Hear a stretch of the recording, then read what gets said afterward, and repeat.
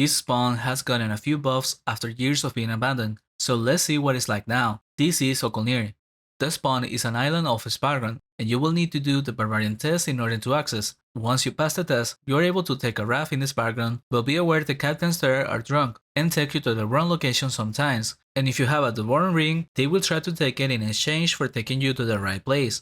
Once you get here, then you are at Okolnir, where you encounter frost dragons and their hatchlings.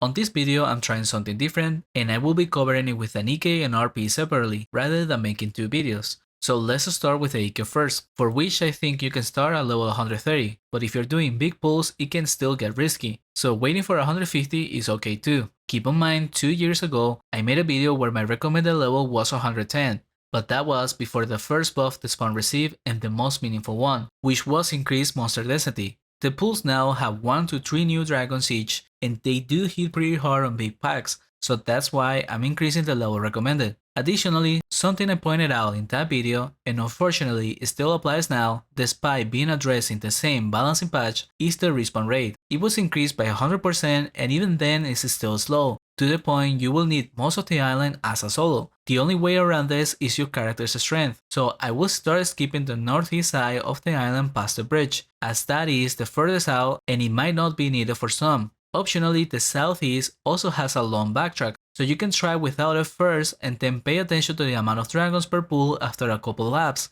So the way the lap will go is to start southwest, clear the first pools by the entrance, go down and do the area on the surface and underground, and then once you're done with the entire surface in the middle, skipping the coast by the southwest, levitate up to get back to where you were, and here you can go upstairs to the left to kill about 6 frost dragons, then go backwards and into the right side of the island through the bridge. I didn't do that one pull upstairs with the EK, but with the RP I had to. Also here I will go all the way to the right side and clear the southeast area, and then when you come back, go upstairs and down from the mountain. Unfortunately, I don't have the best footage to illustrate the entire lap, but it is also a bit complicated, and as I said at the beginning, because of the slow respawn rate, you do need to include a lot of the island. Hunting like that on this character with high skills, I was doing close to 1.3kk raw XP. Also on the recording, I am with a positive balance, but that is misleading as I got a dragon scale mail and a royal helmet, which are both kind of rare. So even though you can probably cover your supplies as the EK normally, that won't be the case with the Paladin. But I think it's still worth doing the hunt, because the second buff they did to the respawn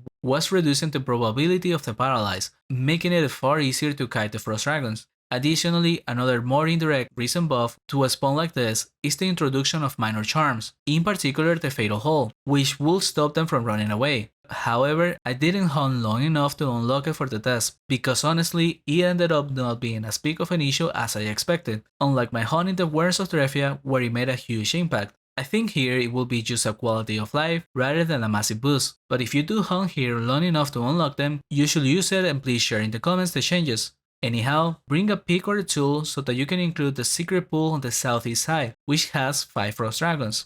And unlike the EK, with this one I was doing the northeast mountain, which might not have been necessary because my kills per minute were pretty much the same as the EK, but I did it anyways, and if I truly didn't need it, then it likely lowered my experience, which was sitting at around the 1.25kk raw. However, this was with a high skills paladin, so be mindful of that. And because of the cost of diamond arrows, I think it's very unlikely to cover supplies here, even if you get lucky. But the hunt was still enjoyable, and it's worth trying for the sake of bestiary at the very least. I might do this again of covering 2 vocations in a spawn so I can reduce the load of individual videos, but I don't promise that all the time, as sometimes I can go in more specific details for the hunts in those videos, which you can check in this playlist, and if you enjoyed the content, consider subscribing.